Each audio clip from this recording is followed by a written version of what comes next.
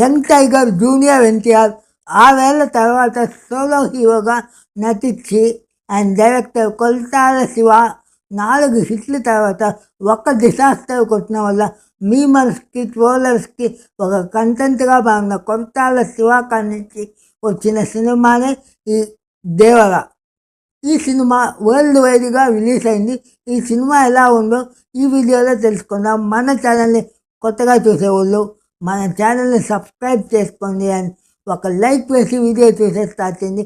అప్పుడే మన ఛానల్ చాలామందికి రీచ్ అవుద్ది, మన కంటెంట్ చాలామందికి చేరద్ది. And let's dive into the video.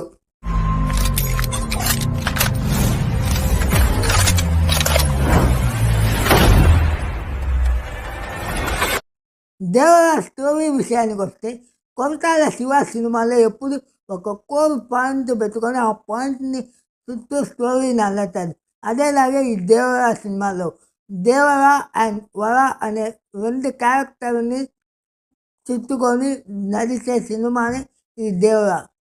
So story గురించి ఎక్కువ రివీల్ చేయకుండా పాజిటివ్స్లోకి పోదాం. సినిమా పాజిటివ్స్ విషయానికి వస్తే ఫస్ట్ పాజిటివ్ వచ్చి young tiger NTR. Young tiger 2 different షేడ్స్లో 2 క్యారెక్టర్లో నటించాడు. 2 నెక్స్ట్ లెవెల్ పర్ఫార్మెన్స్ ఇచ్చాడు. ఎస్పెషలీ ఆ ఫైట్ సీన్స్లో ఎన్టీఆర్ చేసే ఆ ఫైట్ ఎక్కడ బోర్ కొట్టినంతగా ఉంది. And NTR 1 man show 2 hours 40 నిమిషాల సినిమాలో full and full NTR mass fan feast అనే చెప్పాలి. వెళ్ళే తాను ఆడేసేది ఎన్టీఆర్. అండ్ నెక్స్ట్ హీరో వచ్చి ఈ సినిమాకి వచ్చి అనిరుద్ బీజిఎం అనే చెప్పాలి. Anirudh first man of masses అనే టైటిల్ కార్డ్ నుంచి అండ్ ఫస్ట్ హాఫ్ ముగిసే వరకు ఒక్కొక్క ఫ్రేమ్కి ఇచ్చిన బీజిఎం వచ్చి నెక్స్ట్ లెవెల్లో ఉందని చెప్పాలి. అనిరుద్ బీజిఎమే సినిమాని సైలెంట్గా ఉన్నా కానీ లేపిందని చెప్పాలి. అంత బాగా బీజిఎం ఇచ్చేది అనిరుద్. అదేలాగా సెకండ్ హాఫ్లోనూ ఇచ్చేది.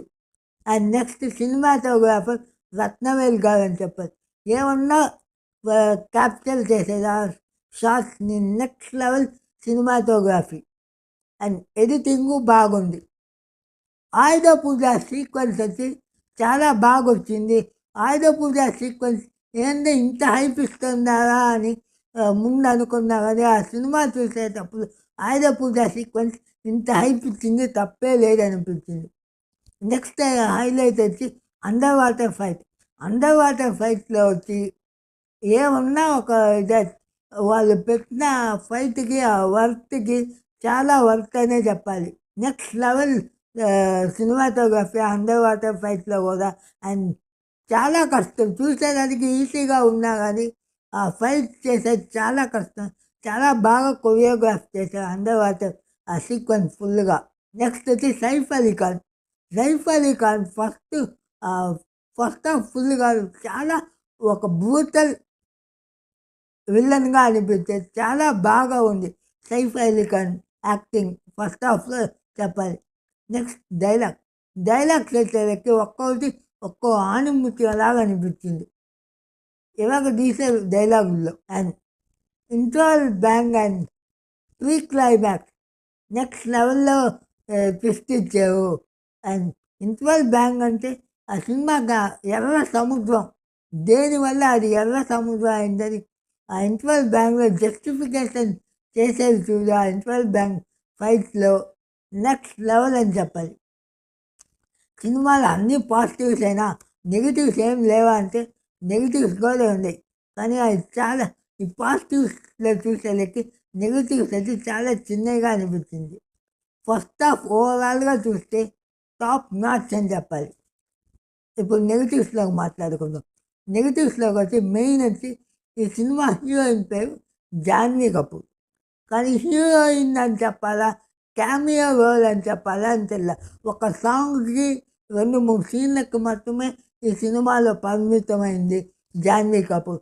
అండ్ సినిమా రిలీజ్ అవ్వకముందు ఏదో 3 పేజీలు లెంగ్తీ డైలాగ్ చెప్పిందిగా డైరెక్టర్స్ అనౌన్స్ చేశారు. కానీ 3 పేజీలు లెంగ్తీ డైలాగ్ కాదు, 3 మాటలు మాట్లాడిందే ఎక్కువ ఈ సినిమాలో జాన్వీ కపూర్. మేబీ నెక్స్ట్ పార్ట్‌లో జాన్వీ కపూర్ రోల్ పెద్ద ఎక్కువగా ఉంటదేమో గానీ, ఈ పార్ట్‌లో వచ్చి అసలు జాన్వీ కపూర్ అవసరమే లేదనిపించింది. వచ్చి రన్ టైమ్ ఫస్ట్ హాఫ్ వచ్చి చాలా గ్రిప్పింగ్‌గా పోయినప్పుడు, సెకండ్ హాఫ్ అంతే గ్రిప్పింగ్‌గా ఉండాలి. కానీ సెకండ్ హాఫ్‌లో చాలా పోర్షన్ వచ్చి డల్ అయింది. ఏంట్రా సినిమా ఇట్టుందా అనిపించింది. ప్రీ క్లైమాక్స్‌లో సినిమా కొంచెం ఊపొచ్చింది కానీ, సెకండ్ హాఫ్ ఫుల్‌గా ఎటెటో పోయిందనిపించింది. కానీ ఎన్టీఆర్‌ని చూసే వల్ల అది అంతగా అనిపియలా. కానీ నార్మల్ స్టోరీ పరంగా చూస్తే ఎందుకు ఇవన్నీ జరుగుతుంది అని అనిపించింది. దానివల్లే రన్ టైం కదా 2 అవర్స్ 40 మినిట్స్ ఉన్నా కానీ సెకండ్ హాఫ్ ఏదో చాలా డ్రాగ్ చేసినట్టు అనిపించింది. సెకండ్ హాఫ్‌లో ఇంకో నెగెటివ్ వచ్చి సైఫ్ అలీ ఖాన్ క్యారెక్టర్. ఫస్ట్ హాఫ్‌లో ఎంత బాగా చూపించారో సైఫ్ అలీ ఖాన్ క్యారెక్టర్ని, సెకండ్ హాఫ్‌లో అంత కంప్రెస్ చేసేసారు అనిపించింది. ఫస్ట్ హాఫ్‌లో ఉన్నట్టే సెకండ్ హాఫ్‌లో సైఫ్ అలీ ఖాన్ ఉంటే నెక్స్ట్ లెవెల్‌లో ఉండే సినిమా. అండ్ మురళీ శర్మ గారిని యూజ్ చేసుకున్న విధానం చాలా ఇదిగా ఉంది. మురళీ శర్మ గారి టాలెంట్‌కి ఇంకా ఒక మంచి రోల్ రావాలి అనిపించింది. అండ్ ప్రకాష్ రాజ్ ఫుల్‌గా ఈ స్టోరీ నరేట్ చేసే దాంట్లోనే ఉన్నాడు. తనకిచ్చిన పరిమితిలో తన క్యారెక్టర్ బాగా ఉండింది. క్లైమాక్స్ ట్విస్ట్‌కి వచ్చేసరికి ఆ ట్విస్ట్‌ని చూసిన తర్వాత దీనికలా మనం ఇంత చూసింది అనిపించింది. అండ్ ఆ క్లైమాక్స్ చూస్తే ఈ క్లైమాక్స్ ఎక్కడో చూసినట్టుంది అని కూడా అనిపిస్తుంది. కానీ అది పార్ట్ 2కి లీడ్ అని తెలుస్తుంది. కానీ ఈ సినిమాకి పార్ట్ 2 అవసరమా అనేది ఈ రెండు ఈ సినిమా చూసిన తర్వాత చాలామందికి వచ్చిన ఫీలింగ్. మెయిన్గా నాకు వచ్చిన ఫీలింగ్ ఈ సినిమా పార్ట్ 2 అవసరమా అని.